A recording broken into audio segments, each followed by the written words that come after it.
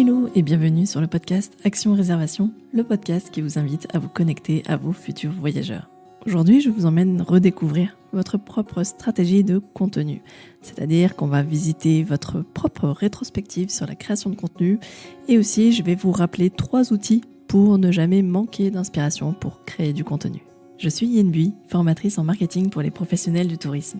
Chaque semaine, seule ou avec mes invités, je vous emmène explorer toutes les richesses et le potentiel touristique de votre territoire. Chaque épisode est une invitation à emprunter le chemin parfois tortueux du marketing émotionnel pour connecter plus pleinement à vos futurs voyageurs. Si pour vous, le voyage est synonyme de rencontre et de transformation intérieure, alors vous êtes au bon endroit.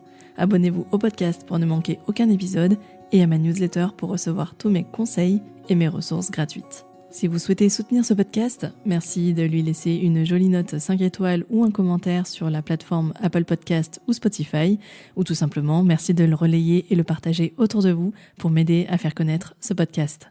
Hello tout le monde, je suis ravie de vous retrouver en ce mercredi 1er mai. Alors en tout cas, le jour où cet épisode sortira, on sera le 1er mai si vous l'écoutez dès sa sortie. En réalité, aujourd'hui, moi, c'est le 3 avril et on est en plein mois de janvril, comme on dit dans le jargon. C'est-à-dire que là, j'ai ressorti le gros gilet en laine, il pleut et les températures sont repassées en négatif. Mais c'est pas grave, je vais quand même me projeter et faire comme si on était le 1er mai. Et pour moi, le 1er mai, c'est vraiment l'apogée du printemps. Bon, alors pour une allergique au pollen comme moi, c'est un mois qui peut être compliqué, mais néanmoins, le mois de mai, pour moi, c'est vraiment le renouveau. On est vraiment dans la meilleure phase du printemps. Et c'est un peu sur ça que j'avais envie de surfer aujourd'hui, c'est se dire on est dans une phase de renouveau. On n'est pas encore en pleine saison touristique. Néanmoins, le mois de mai avec ces quelques ponts, c'est quand même le début de la saison. Certains ont démarré déjà en avril, ça fait déjà plus d'un mois. Mais voilà, on est quand même sur un redémarrage. Et j'avais envie de surfer avec vous sur cette phase de redémarrage. Et en fait, surtout, j'avais envie de vous embarquer dans votre propre rétrospective sur votre propre création de contenu. C'est vrai que j'ai fait pas mal de contenu déjà sur comment créer des contenus, comment créer des blogs, comment créer des posts, des idées de publication pour vos réseaux sociaux. Ça, je vous remettrai tous les liens dans la description de cet épisode. Mais j'avais vraiment envie aussi de vous aider à faire le point sur votre propre création de contenu et aussi vous redonner quelques pistes, quelques outils pour ne pas manquer d'inspiration, pour rester créatif dans la durée. Parce que comme vous le savez, la création de contenu, c'est génial, mais ce qui est encore plus génial, c'est de perdurer dans le temps. C'est vraiment la régularité, et ceux qui me suivent depuis 2 ans le savent, et ceux qui l'appliquent le savent encore plus, c'est la régularité qui fait que finalement on arrive à se connecter à notre audience parce que elle a confiance en nous. C'est un rendez-vous qu'elle ne manque pas avec nous. C'est ce qu'on me dit souvent, en tout cas pour les épisodes du podcast par exemple, c'est que c'est vraiment devenu un rituel. Et du coup, c'est un peu ce que j'ai envie de vous dire aussi, c'est que créez vos propres rendez-vous. Soyez réguliers, soit dans les dates de vos publications, dans les jours de vos publications. Je pense pas. Et en fait, créer vos propres styles.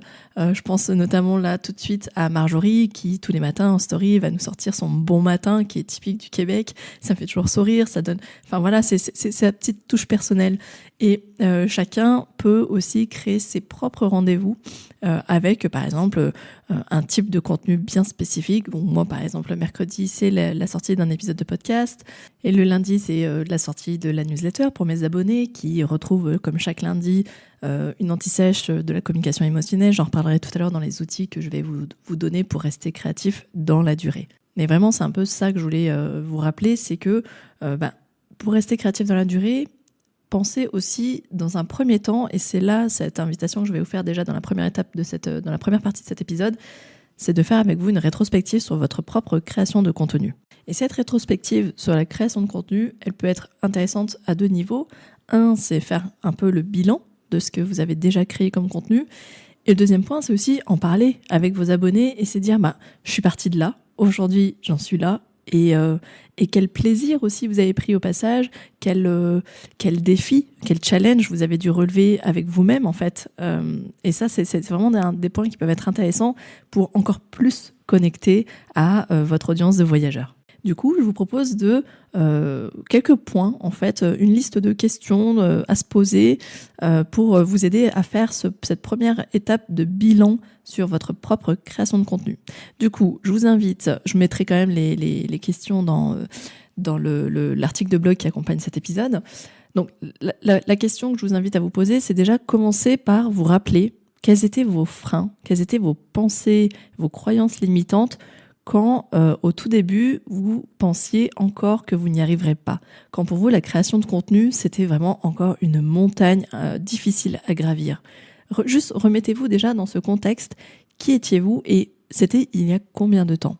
Ensuite, ça peut être intéressant de nous parler peut-être de quelle peur vous aviez peut-être du regard des autres, peut-être une peur d'être jugé quand on prend la parole. C'est sûr, c'est même depuis qu'on est tout petit, on a toujours peur de lever la main à l'école pour prendre la parole. De quoi se nourrissait cette peur et où est-ce qu'elle en est aujourd'hui? Est-ce que cette peur, finalement, elle a disparu? Parce que justement, vous avez eu des jolis commentaires, vous avez eu des soutiens, vous avez eu des personnes qui vous remercient pour vos contenus, qui vous motivent à continuer. Et du coup, est-ce que c'est venu totalement effacer la peur du regard des autres, la peur d'être jugé? Parce que finalement, le plus souvent, c'est qu'on est nous-mêmes notre pire juge, notre propre juge. Donc, où est-ce que vous en êtes sur ça? Et si jamais cette peur du regard des autres a presque totalement disparu, c'est déjà un point sur lequel vous pouvez déjà vous féliciter. Et en parlant de se féliciter, j'avais envie de juste marquer un temps de pause et regarder en fait en arrière et regarder déjà tout le chemin parcouru depuis le début de votre création de contenu. Alors quand je parle de création de contenu, ça peut être sur un blog, ça peut être sur les réseaux sociaux, ça peut être le lancement d'une newsletter, ça peut être le lancement d'un podcast, mais je suis pas sûre que parmi vous, il y en ait qui se soient lancés dans le podcast. Et du coup, qu'est-ce que vous ressentez? Quelle est la première chose que vous ressentez quand vous regardez le chemin parcouru? Est-ce que c'est « waouh, j'y suis arrivée » Est-ce que c'est « oh punaise, j'ai pas vu le temps passer » Est-ce que c'est « punaise, j'ai réussi à tenir aussi longtemps, j'en reviens pas » C'est vraiment, moi, par exemple, la remarque et l'émotion que j'ai eue quand j'ai réalisé que j'atteignais mon 100e épisode de podcast. Là, je me suis dit, ah oui, en fait, 100 épisodes, c'est énorme. En fait, en 2 ans, ça veut dire qu'effectivement, ça veut dire que j'ai réussi le pari de tenir le rythme d'un épisode par semaine. Honnêtement, j'y croyais pas. Il y a eu des périodes où j'avais beaucoup d'avance sur mes épisodes et d'autres périodes où j'étais totalement à la bourre. Mais j'y suis arrivée en fait. Et de la même manière pour la newsletter, c'est quand même un rendez-vous hebdomadaire aussi, tous les lundis. Donc ça fait quand même 2 ans que je l'ai lancé. Et là, à chaque fois, je me dis, mais waouh! Et quand je vois le nombre d'abonnés qui augmente toutes les semaines, je me dis, waouh! En fait, c'est vraiment devenu un rendez-vous et cette création de contenu, elle est vraiment utile. Et ça, c'est hyper nourrissant, valorisant, enrichissant et surtout très motivant. Peut-être que c'est aussi le moment de faire le point sur les personnes, les comptes qui nous ont motivés à continuer, ceux qui nous ont inspiré des idées de contenu, ceux qui aussi nous gratifient d'un joli commentaire sous nos publications. Est-ce qu'on ressent de la fierté? Est-ce qu'on ressent de la reconnaissance? Est-ce qu'on ressent de la gratitude? Qu'est-ce qui vraiment nous a poussé à continuer, à persévérer, même quand des fois la motivation pouvait nous faire défaut? Et ça, je vous invite vraiment à le noter parce que justement, les périodes de baisse de motivation, ça existe vraiment et ça continuera. Néanmoins, de se l'écrire et de se rappeler, ah oui, c'est vrai que quand je suis en perte de motivation, il me suffit d'aller voir tel témoignage, d'aller lire tel post, d'aller lire tel compte pour retrouver un petit peu d'inspiration et à nouveau le goût de créer du contenu. Donc à ce stade, la seconde chose à faire, c'est de se féliciter à nouveau pour notre persévérance, notre motivation, mais aussi pour notre créativité, parce que oui, vous avez été créatif pendant tout ce temps. Et pour les personnes qui me disent tout le temps, oui, mais moi j'ai rien à raconter d'intéressant, rendez-vous compte de tous les contenus que vous avez créés et que finalement, ils ont eu l'air d'intéresser puisque vous continuez et aussi parce qu'il y a eu des commentaires, il y a eu des retours. Et du coup, ça, c'est une vraie preuve du côté utile de vos contenus. Et peut-être même qu'aujourd'hui, vous avez osé un peu plus. Peut-être que vous avez osé sortir de votre zone de confort. Peut-être qu'aujourd'hui, vous osez beaucoup plus vous montrer en face caméra alors qu'au tout début vous n'osiez pas. Peut-être qu'aujourd'hui vous osez beaucoup plus parler de vous, de votre parcours, de quelque chose de l'ordre de l'intime sur les réseaux, alors qu'avant vous ne le faisiez pas. Peut-être que vous avez décidé de tester de nouveaux formats, que vous êtes beaucoup plus maintenant sur les Reels Instagram, sur les Stories, alors qu'avant vous étiez uniquement sur de la création de contenu dans le fil Instagram. Voilà, donc tout ça, si vous regardez depuis le début, si vous regardez en arrière tout ce que vous avez fait, c'est le moment de féliciter votre vous du tout début et de se dire waouh, regarde ce qu'on a parcouru ensemble. Et finalement, c'est aussi porter un regard assez bienveillant sur oui, les premiers contenus, c'était peut-être pas les super contenus que vous faites aujourd'hui, mais néanmoins, vous avez osé faire ce premier pas un jour. Et c'est ce qui doit aussi vous motiver quand demain, il y aura peut-être d'autres challenges qui viendront et se dire le premier pas, c'est toujours le plus difficile. Et une fois qu'on est lancé, une fois que la machine est en route, en fait, on y va sans trop se poser de questions, surtout si on a une stratégie et surtout si on a un axe, une direction qui est très claire dans notre esprit.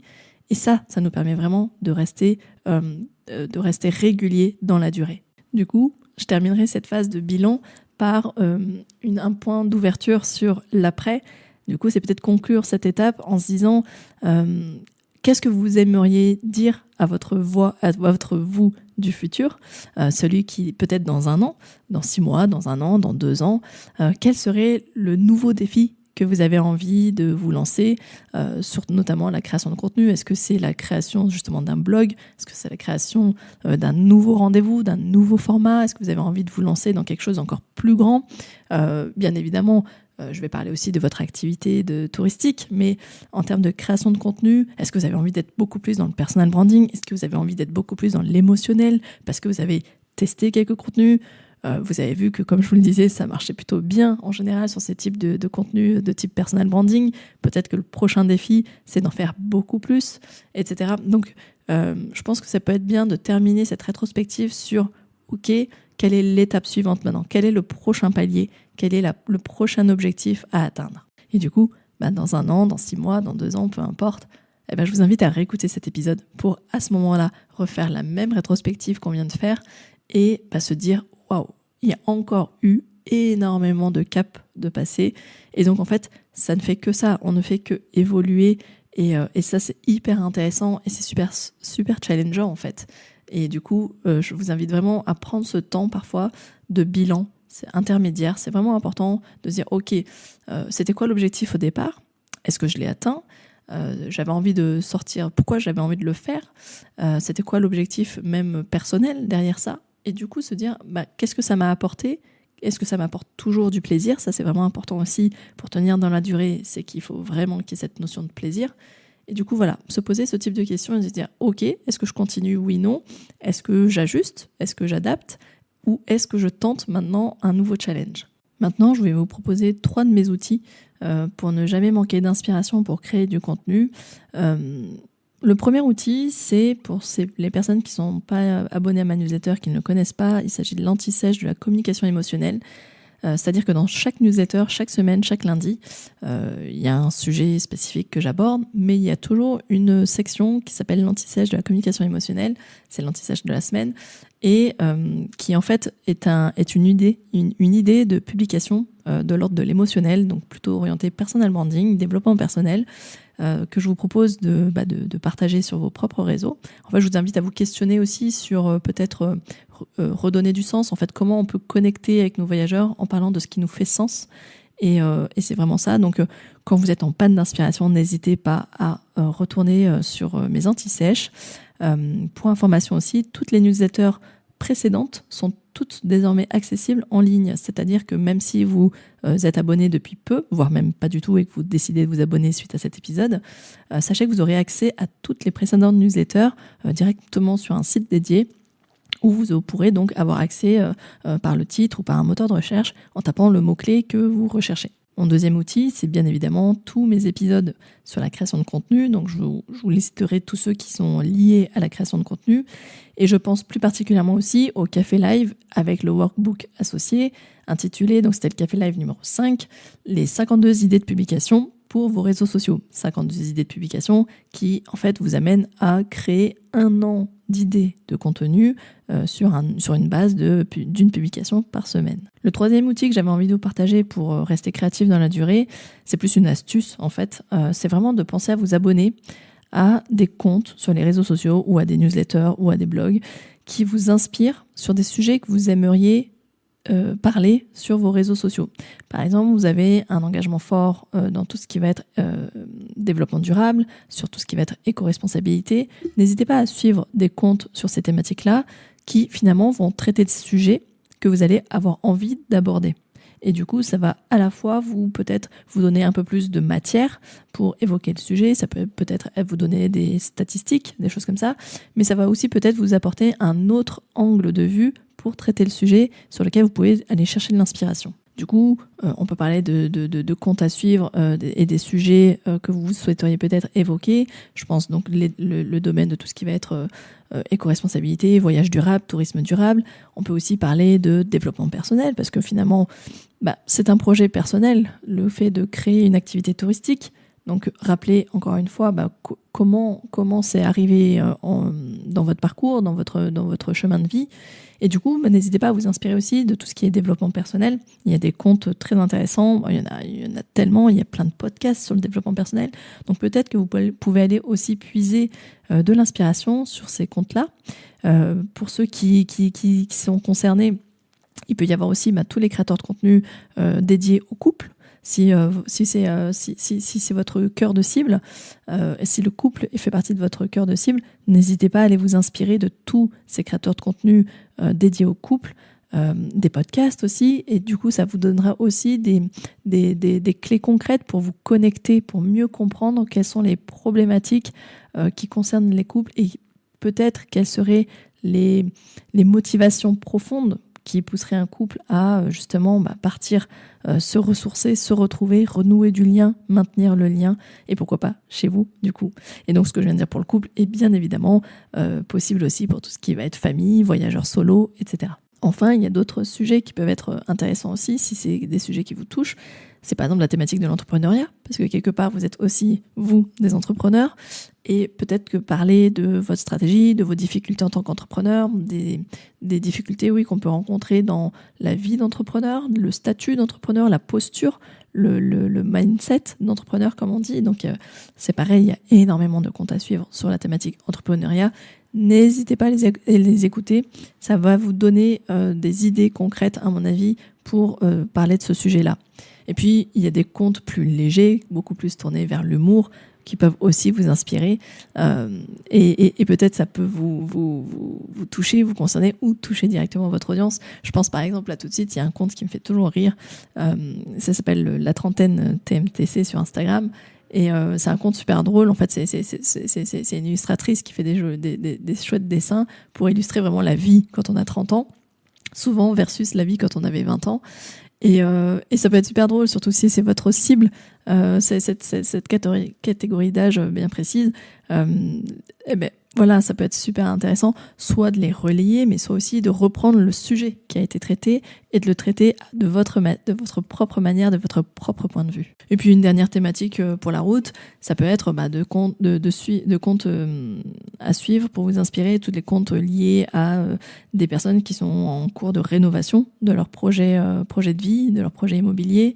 Peut-être que vous-même, ça peut être rénovation, la décoration, qui vous inspire et qui du coup peut-être vont aussi vous permettre de connecter avec vos voyageurs si vous voulez les sonder pour connaître leur avis, si vous hésitez peut-être sur vous-même des projets de rénovation au sein de votre propre location saisonnière, ça peut être super intéressant. Et puis pour terminer cet épisode, je voulais vraiment aussi vous faire un rappel qui est que oui, c'est super de créer plein de contenu, mais pensez aussi au recyclage de contenu, surtout quand vous êtes en période d'activité plutôt forte, en période de hausse d'activité, pensez à recycler les contenus parce que tout le monde n'a pas lu tous vos contenus, tout le monde n'a pas consommé tous vos contenus.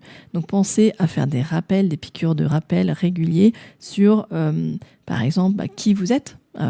Faites de temps en temps une petite présentation un peu différente de celle que vous faites à chaque fois, peut-être sur un point particulier de votre personnalité ou de votre projet, où est-ce que vous en êtes, etc. L'origine aussi de ce projet. N'hésitez pas aussi à aller piocher dans des contenus que vous avez créés par ailleurs. Je prends par exemple là cet épisode de podcast. à la base, c'était une anti-sèche que j'ai partagée dans une newsletter et que j'ai décidé de recycler en épisode de podcast pour que ça touche un maximum de monde, parce que tout le monde n'écoute ni le podcast ni la newsletter, n'écoute pas les deux, parfois c'est que l'un ou que l'autre, et du coup ça me permet en fait de promouvoir ce message-là, de transmettre ce message-là sur mes différents canaux.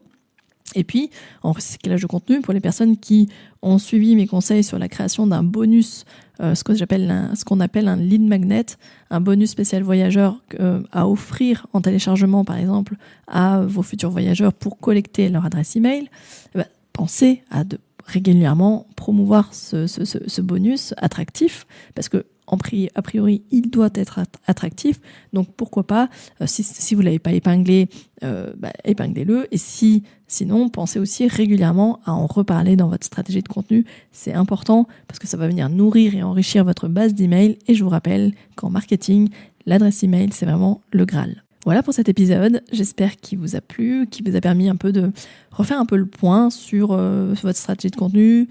J'ai pas parlé de statistiques, mais ça peut être intéressant aussi de regarder dans vos statistiques sur un an quels sont les types de publications qui ont le mieux marché. Et c'est là que vous verrez peut-être que oui, ce sont peut-être les vidéos, oui, ce sont peut-être aussi tout ce qui est face caméra, oui, ce sont certainement tous les comptes, toutes les publications où vous avez parlé de votre parcours, de votre vie, de vos peurs, de vos doutes. Pas forcément aussi tout ce qui est témoignage, mais quand on parle de soi. Parce que, encore une fois, je vous le rappelle, quand on est aujourd'hui attiré par tout ce qui va être propriétaire de gîte, de maison d'hôte, enfin passer ses séjours, ses prochaines vacances dans ce type d'établissement, dans ce type d'hébergement, et bien très souvent, c'est aussi parce qu'on a envie de vivre une expérience particulière. Et cette expérience particulière, elle ne peut être vécue que par l'hôte. Donc je vous invite vraiment à creuser et à approfondir ce sujet-là. Et puis concernant mes 3 outils, je vous remettrai tous les liens dans les notes de cet épisode comme d'habitude. Et en tout cas, j'espère que cet épisode du 1er mai vous a plu, qui vous a permis un peu de simplement prendre le temps de regarder et de vous féliciter, parce que c'est aussi ça. Je pense qu'on est quasiment à la moitié de l'année. Ça peut être super intéressant aussi de bien démarrer cette nouvelle saison 2024 pour vraiment se rebooster. Et je trouvais que c'était le bon moment pour le faire. Merci à tous de votre écoute, merci de votre fidélité. Comme d'habitude, si cet épisode vous a plu, vous savez ce qu'il vous reste à faire. N'hésitez pas à le relayer sur les réseaux sociaux, n'hésitez pas à me laisser un commentaire ou une jolie note sur la plateforme d'écoute de votre choix. Et puis, comme d'habitude, je vous retrouve la semaine prochaine pour un nouvel épisode. Ciao, ciao!